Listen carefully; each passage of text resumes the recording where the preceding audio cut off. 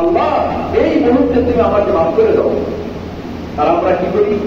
আপনি আমি যত গোপনে যাই, রাত যতই গভীর হয়, তত বেশি গোপন গুণার হৃদয়ে লিপ্ত হয়ে যায়, তত বেশি ন্যাকেট ছবি মোবাইলে খুলে খুলে দেখি, তত বেশি ন্যাকেট সিনেমার মধ্যে ঢুকে যায়, তত বেশি কিনা অফিসের দৃশ্যগুলি দেখার মধ্যে লিপ্ত হয়ে যায়। আরে দোস্ত, যে আল্লাহ তারা তিরস্কার বিশিষ্ট একটা পাথরের মধ্যে ছোট্ট একটা পোকাকে খাবার পৌঁছে দিতে পারে, ওর খবর রাখতে পারে, ওর দেখভাল করতে পারে, ওই আল্লাহ তোমার সব কিছুর খবর রাখে। এই জন্য আসলে ময়দানে বান্দা যখন বলে আল্লাহ আমার একটু দুনিয়ায় পাঠাইয়ে দাও, আমি তো অনেক গুণা করে আসছি, আমি তো বুঝি নাই। আল্লাহ বলবেন তুমি বুঝো নাই, ঠিক আছে, এই প্রশ্ন এখন করে লাভ নাই, কারণ গুণার থেকে তওবা করার জন্য যতটুকু হায়াত তোমার পাওয়ার দরকার, ওই পরিমাণ হায়াত করে দুনিয়ায় দিয়ে তারপরে আমি করে কবরে আসি।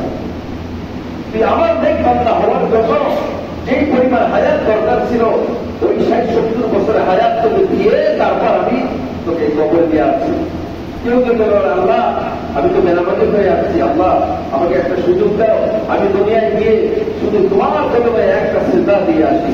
আল্লাহ তাআলা বলবেন দেখো 60-70 বছর তোমাকে হায়াত দেওয়া হয়ে গেছে, ইচ্ছা করলে ওইখানে আমার কদমে একটা সিজদা দিয়ে তুমি নামাজি হয়ে আমাকে সন্তুষ্ট করে তুমি কবরে আসতে পারবে, দেখো না সুযোগ নেই। এই জন্য ভাই দোস্ত বুজুর্গ, কোরবানির ইতিহাস আমাদেরকে এটাই শিক্ষা দেয় যে বান্দা আল্লাহর হুকুম পালন করবে, বান্দা নবীর তরিকা মতো নিজের জীবনকে করবে, আল্লাহর হুকুমের ভিতরেই সফলতা আছে। এই জন্য আমরা আল্লাহর হুকুমের খেলাফ কোনো কাজ করব না। শেষ মুহূর্তে যে এই কথাটা বলবো, জুমার দিনে বলেছি আমরা তাকবীর দিব। গত জুমার দিন ফজর থেকে শুরু হয়েছে, 12 তারিখ আসর 13 তারিখ আসর পর্যন্ত আমাদের এই তাকবীরটা দিতে হবে, মানে 5 দিন, শুক্র শনি রবি সোম মঙ্গলবার আসর পর্যন্ত। এই তাকবীরটা আমাদের জন্য এই 23 শব্দ এবং এই ঈদের নামাজ সহ 24 শব্দ আমাদের ফরজ নামাজের পরে একবার বলা হচ্ছে ওয়াজিব। এই তাকবীরটা আমরা সবাই আমাদের মুখস্থ আছে, আল্লাহু আকবার আল্লাহু আকবার লা ইলাহা ইল্লাল্লাহ আল্লাহু আকবার আল্লাহু আকবার ওয়া লিল্লাহিল হামদ।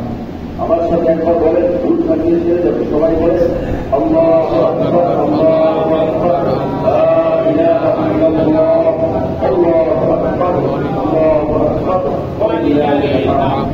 এই তাকবীরটা দেখেন বন্ধুরা বলছি যে জিবরীল আলাইহিস সালাম এসে যখন দেখেছে ইব্রাহিম আলাইহিস সালাম তার সন্তান ইসমাঈলের গলায় ছুরি চালাইতেছে, দেখে আশ্চর্য হয়েছে। জিবরীল আলাইহিস সালাম বলেছিলেন আল্লাহু আকবার আল্লাহু আকবার। যখন ইব্রাহিম চোখের বান্ধব খুঁজে দেখে যে ইসমাঈল পাশে আসতেছে আর